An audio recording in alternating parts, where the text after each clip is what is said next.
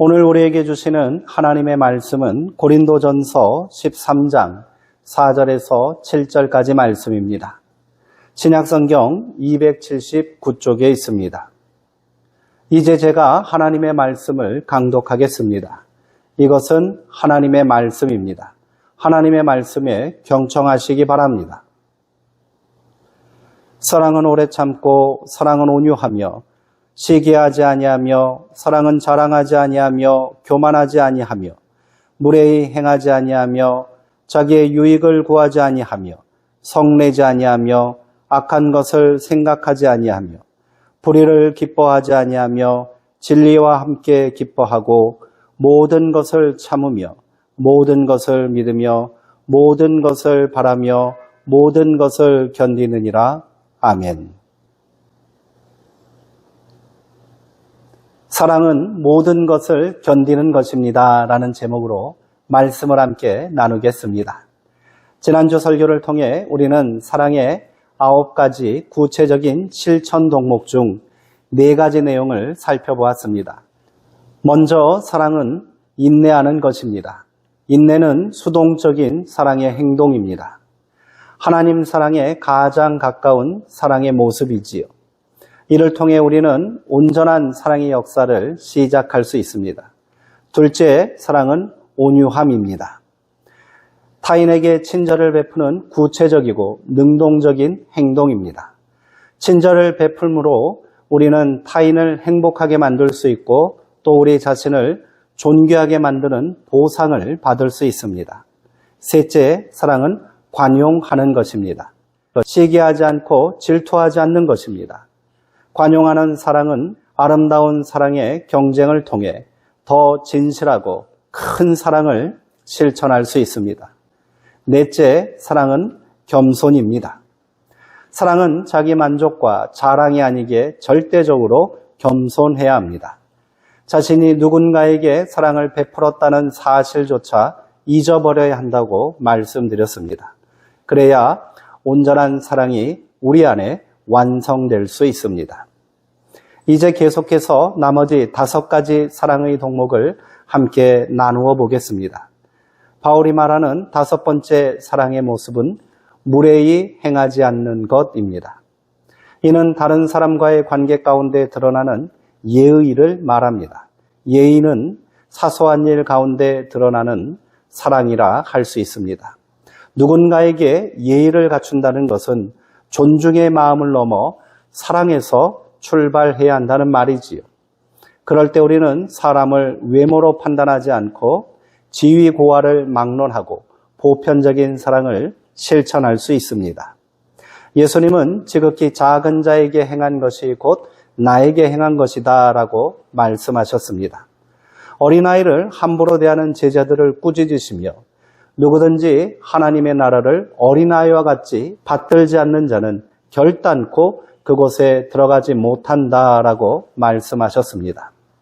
높은 사람에게 예의를 갖춰 행동하는 것은 그리 어렵지 않습니다. 그러나 상대적으로 나보다 아래에 있는 사람에게 예의를 갖춘다는 것은 쉬운 일이 아닙니다. 그러나 우리가 사랑을 실천하려고 노력한다면 오히려 작고 보잘것없는 자들에게 더 예의를 다해서 대해야 한다는 것을 잊지 말아야 합니다. 6번째 사랑은 자기의 유익을 구하지 않는 것입니다.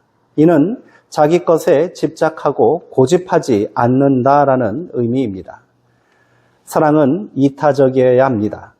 자기 권리와 유익을 주장하는 곳에 사랑이 있을 수 없습니다. 이는 무척이나 어려운 일입니다. 내 것을 포기하지 않으면 행할 수 없는 일이기 때문입니다.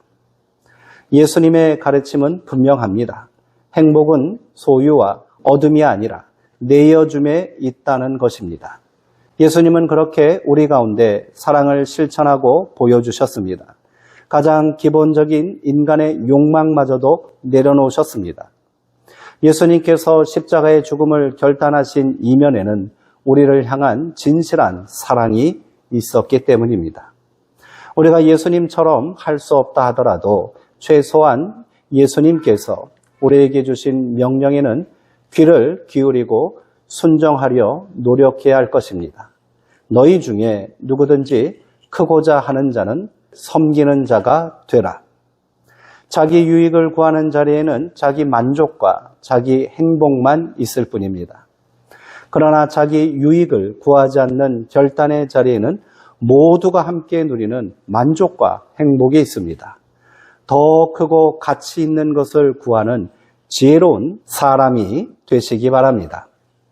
7번째, 사랑은 성내지 않는 것입니다. 사랑은 온화한 성품이라는 말입니다. 우리는 흔히 성품을 단순히 천성적 약점이나 기질상의 문제로 가볍게 넘기는 경우가 많습니다. 특이한 것은 성격이 다혈질적이고 괴팍한 사람만이 성을 잘 내는 것이 아니라는 사실입니다. 오히려 도덕적이고 윤리적인 사람이 더 크게 성을 내는 경우가 많습니다. 자신의 장점을 다 가리고 마는 어리석은 행동입니다. 탕자의 비유에 등장하는 형을 보십시오. 그는 도덕적이고 근면하며 참을성이 있고 공손한 덕을 갖춘 훌륭한 성품을 가진 사람이었습니다. 그러나 아버지의 재산을 절반이나 날리고 거지꼴로 돌아온 동생을 품에 안으시고 잔치를 준비하시는 아버지에게 화를 냅니다. 잔치에 함께하자는 아버지의 말씀에 분노하며 들어가려 하지 않습니다.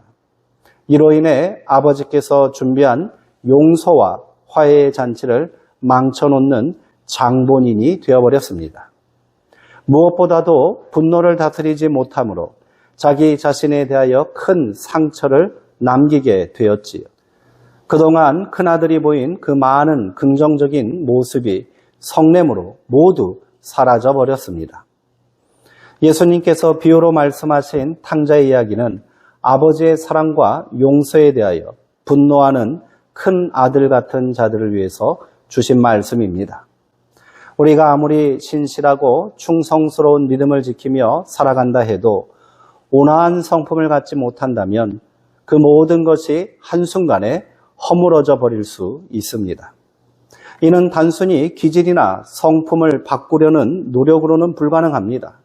아버지의 마음을 가져야 하고요. 예수님의 사랑을 마음에 품어야 가능한 것입니다.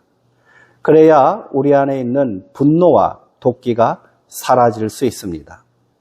시간이 해결해 줄 문제가 아닙니다. 예수님의 말씀은 단호하고 매섭습니다. 누구든지 나를 믿는 이 작은 자 중 하나를 실족하게 하면 차라리 연자맷돌을 그 목에 달려서 깊은 바다에 빠뜨려지는 것이 나으니라.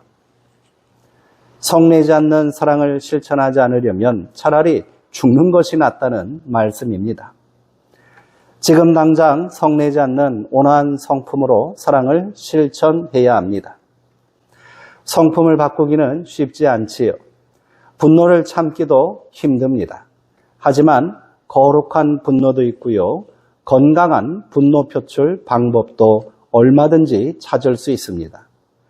본문의 성내지 아니하며를 원문대로 직역하면 지나치게 예민하게 반응하다, 독침을 쏘듯 왈칵 화를 내다 라는 뜻입니다. 이런 분노는 상황을 악화시키고요. 관계의 단절을 가져올 뿐입니다. 분노하되 화해의 여지를 남겨두고 그리스도의 성품으로 지혜롭게 분노하십시오.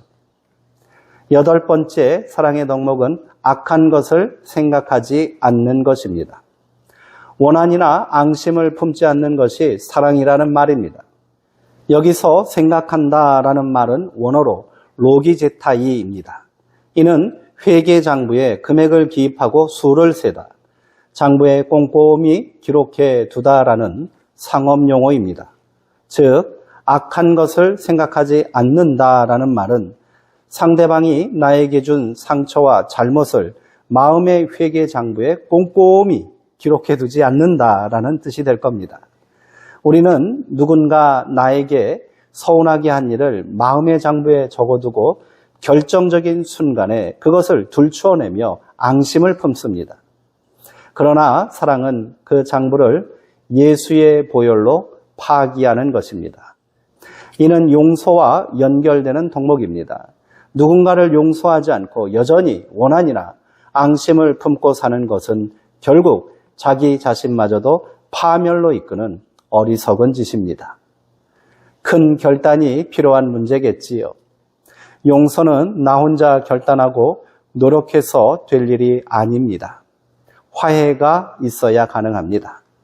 당장은 그 사람과 화해할 수 없다면 먼저 내 안에서 화해의 역사를 이루십시오. 기도는 가장 좋은 화해의 방법입니다. 시편의 많은 시 중에 원한을 갚아달라는 복수시가 제법 많습니다. 자신의 감정을 숨기지 않고 거칠게 하나님께 호소하는 기도입니다. 얼핏 보면 성숙하지 못한 신앙인의 모습처럼 보입니다.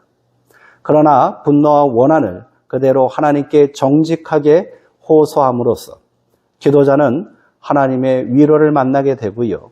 마침내 자신과 화해하고 치유받는 경험을 하게 됩니다. 화해는 치유의 역사입니다. 내 안에서 먼저 치유가 일어나야 합니다. 그래야 원수마저도 사랑할 수 있는 힘이 생기는 것입니다. 여전히 누군가를 용서하지 못하고 있다면 기도하십시오. 그렇게 하나님의 위로와 치유의 역사를 경험하십시오.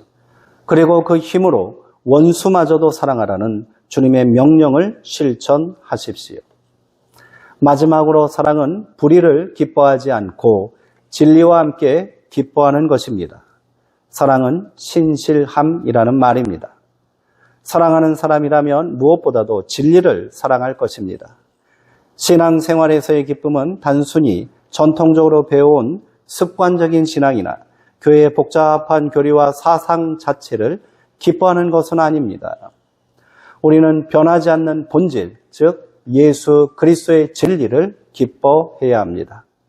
진리와 본질을 보기 위해 힘쓰고 겸손하고 편견 없는 마음으로 진리를 탐구하며 진리라고 믿고 확신하는 것이라면 어떠한 희생이 있더라도 그대로 따르는 것입니다. 바울이 여기서 말한 진리는 바로 사랑입니다. 바울은 사랑을 위해 사랑을 기뻐하라라고 말하고 있습니다. 이를 탐구하고 발견하여 깨달았다면 기쁨으로 그 일을 실천하라는 권면입니다. 진리는 우리를 자유하게 만듭니다. 억압된 자아 속에 기쁨이 깃들 수는 없습니다. 사랑은 우리를 자유하게 만듭니다. 그렇게 사랑은 우리에게 진정한 기쁨을 누리게 합니다. 다시 한번 뜨겁게 사랑합시다. 바울은 사랑을 이루기 위한 9가지 실천 덕목을 말한 이후 다시 한번 마지막 권면을 덧붙이고 있습니다. 사랑은 모든 것을 참으며 모든 것을 믿으며 모든 것을 바라며 모든 것을 견디느니라.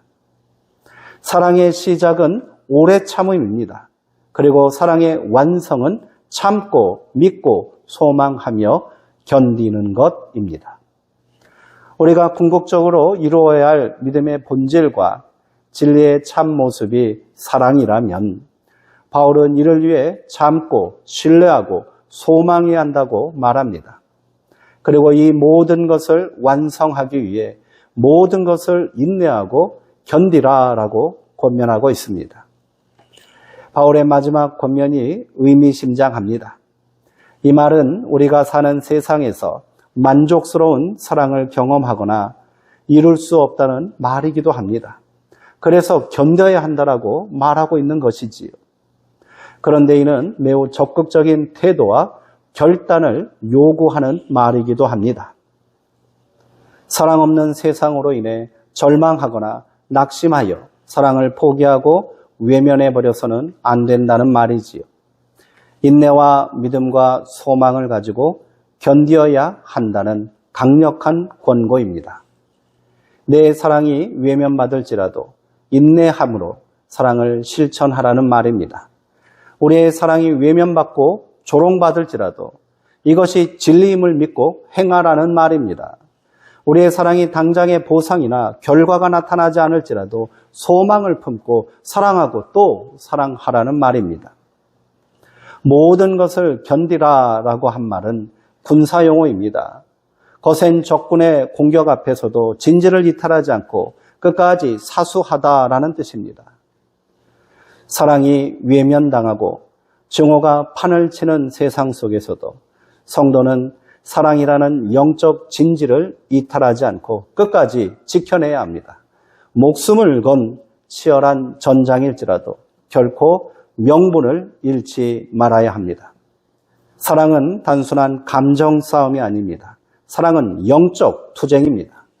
이기적이고 탐욕스러운 욕망과의 싸움입니다. 증오와 분노로 가득 찬 세상을 향한 거룩한 항거입니다. 죄악과 유혹이 가득한 세상 속에서 믿음으로 살기 위한 진리를 향한 몸부림입니다. 그렇게 우리 사랑함으로 이 땅에 하나님의 나라와 일을 이루는 믿음의 자녀가 됩시다. 그렇게 우리 사랑이 반드시 이긴다는 이 거룩한 진리를 세상에 증거하며 살아갑시다. 기도하시겠습니다. 사랑과 진리의 하나님, 내 이익을 먼저 챙기려 했던 우리의 이기심을 용서하여 주옵소서. 내 주변에 지극히 작은 자를 대할 때도 예수님을 대하듯 무례히 행치 않는 온전한 예의와 존중을 갖추게 하옵소서. 내 뜻대로 되지 않는다고 영적으로 발끈하여 형제에게 분노의 독침을 쏘았던 어리석음을 회개하오니 오직 주님의 온화한 성품을 우리에게 덧입혀 주옵소서.